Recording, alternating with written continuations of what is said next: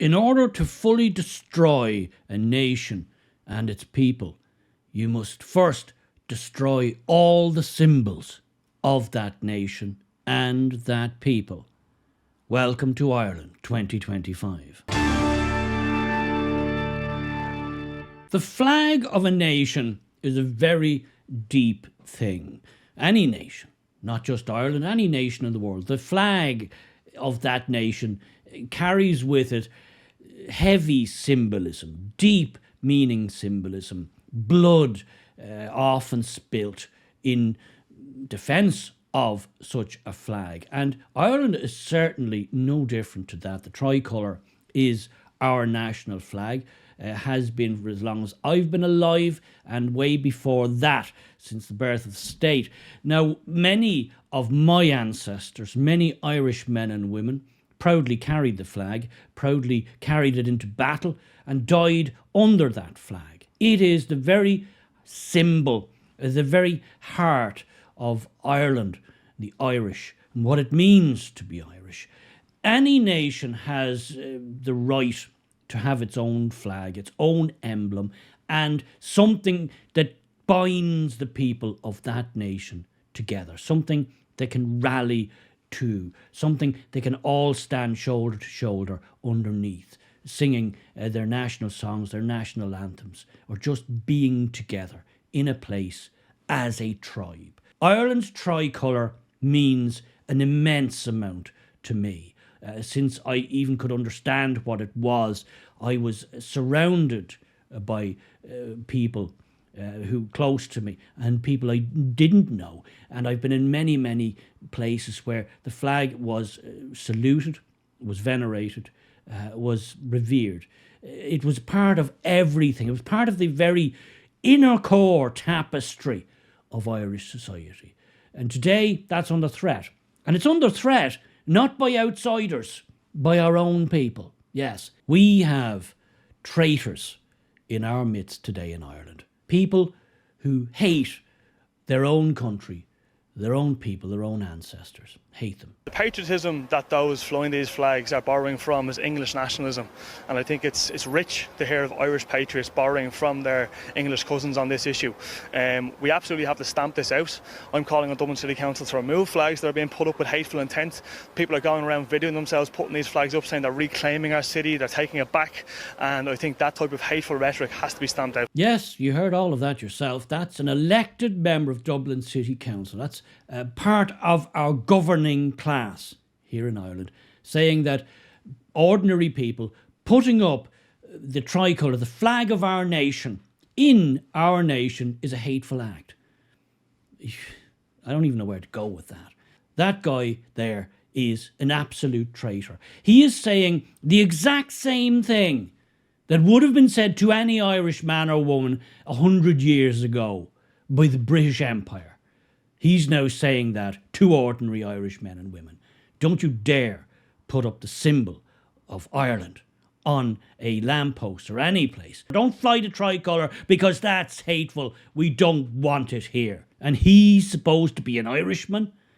Yes, he's an Irishman, but he's a traitorous Irishman. He's a traitor. They can't wait to do away with every symbol, every tradition, everything that embodies Ireland and the Irish as a distinct people. They want it all gone. They are, well, they're communists, essentially, socialist communists. They're globalists. They think they're citizens of the world. They think we're all blank slates. You can just make up your own identity. You can change your identity every day. You know, you could be Pakistani one day, you could be Irish the next day, and if you really get fed up with that, you can go off and be Mongolian. And I say that's all absolute nonsense. And we all knew this. We all knew this till yesterday, seemingly. But now everybody's got to change their way of thinking. Everybody's got to abandon logic and reason and buy into this new, absolutely nonsensical view of the world. Well, I refuse to do it. I'm not changing. Why should I? I come from a long tradition, a long proud tradition, and I'm steeped in it. And I just want to die in the same tradition that I was born into. I've no interest in being a global citizen. I've no interest in being an EU citizen.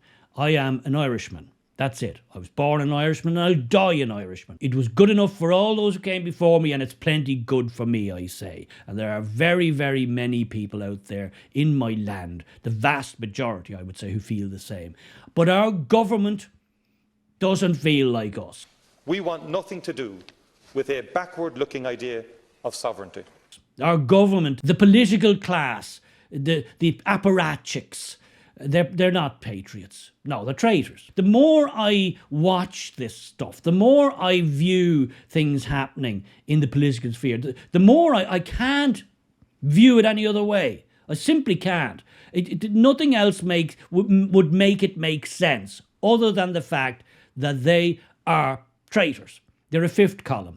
They are deliberately following policies, enacting policies and laws to disintegrate the Irish nation, to disintegrate the Irish people, to make it all into some kind of modern utopian blob of everything is anything and anything is everything and whatever you're having yourself, and don't mind all that old stuff. Those people back in the day, your ancestors and mine, they didn't know any better. They were just stupid. We've come up with a brand new plan. We're all now just going to be a big multicultural patchwork quilt thing, and it's going to be marvellous. Well, I say that's all nonsense. Now, these people in power, remember, they have all the toys, and that's personally designed that way. The EU wants it that way. The UN wants it that way. Global corporations want it that way. They want a small, traitorous elite at the top of society with all the power. They control your laws, your legislature. They control your security forces, your police, your army, and the various bodies. They control the state civil service. So basically, you want to get anything processed officially, then they control that too. And they can block anything, they can slow down anything, they can change laws on a whim, as we're seeing with the planning situation for IPAS centres, the immigrant centres. Just government decided, well, planning laws, a bit tricky there, slow things down too much. We're just going to ignore them. So you don't have to bother with all that now. But for the ordinary citizens, yes, we'll do you if you put so much as a brick on top of a brick in the wrong place outside your house. We'll have the council officials down on you like a ton of bricks, and we'll have you in court quicker than you can say, F*** off. And of course, let's not forget the elephant in the room. They also control all of the mainstream media, either directly or indirectly. So, for the vast majority of us ordinary people, ordinary citizens, ordinary Irish people, what have we got left? Well, not much really, and that's exactly what they want. How can we vent? Well, we get to vote once every 5 years, and no matter who we vote for, we get the same thing. So that's a broken bit there. You could write into the Irish Times, but unless you're completely on message with what they want, they just ignore your letter. So we're really left with YouTube, for as long as they let that go, and X, formerly Twitter. So that's pretty good since Elon Musk took it over. It's a hell of a lot better than what it was. At least there's a good semblance of free speech there. It's not perfect. Nothing is ever perfect where humans are involved, but it's a damn sight better than it was, and it's a good forum. So we've got that, but they let that happen because they know that's still a small minority. You're enlightened if you're watching this. You're understanding how the game is played if you're watching this, and many other channels like mine. You've got the memo. You understand the game is rigged. And the game is rigged. So one of the other grassroots, groundswell things that's happening is people are going back to basics. They're going back to the very root, the very foundation of their culture, their identity. They're going back to the flag. In times of distress, in times of threats, in times of invasion, in times of attacks from outside forces, a people rally to that common thing, that commonality they all share, the flag. And the flag is something, at least up till now, that we always had for us.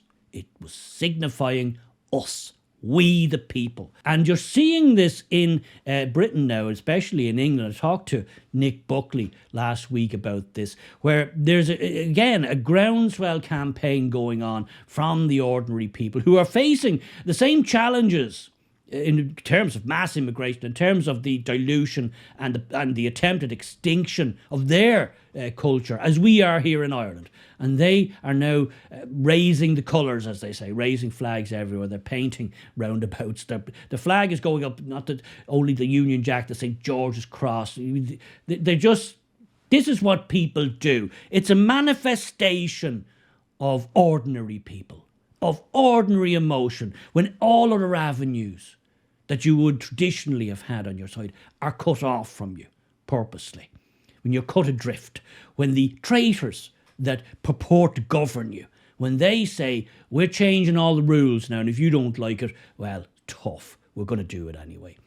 And here in Ireland, we have been watching this, and we, of course, had our big protest marches, and the sea of tricolours there was, quite honestly, a sight to behold. I was in the middle of a number of them, and it really was special. It was absolutely golden, that moment. So there's a lot of synergy now between people on these islands. I'm talking about the Irish, the English, the Scotch, the Welsh, that people are waking up. People are waking up that this is happening. It's happening on purpose, not by accident. It's a thing that was planned.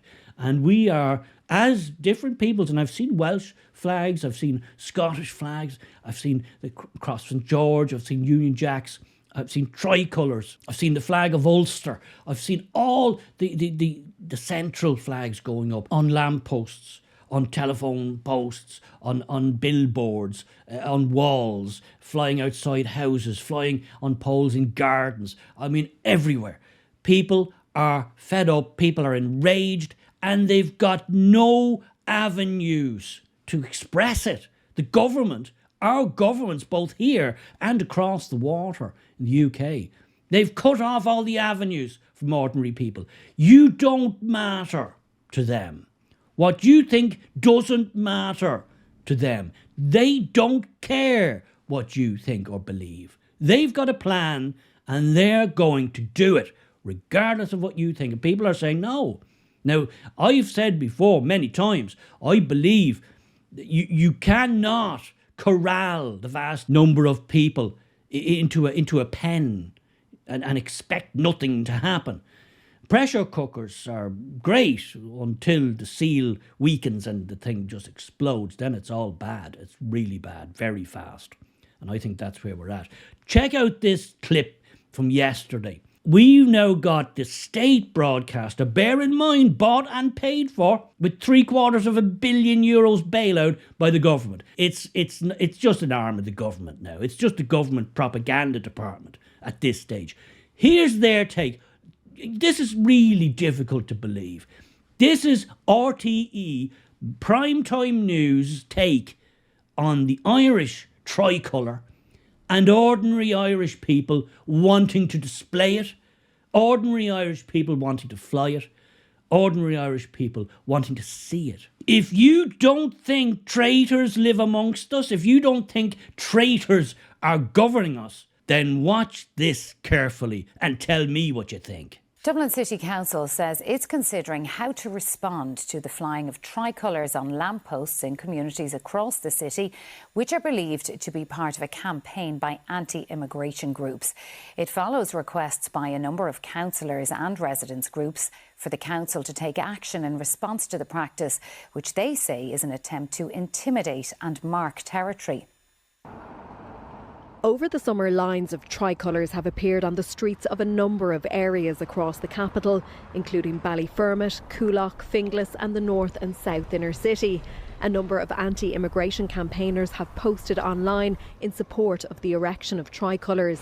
Now residents of the North Strand have written to the council to ask for the flags to be removed. Well, make of that what you will.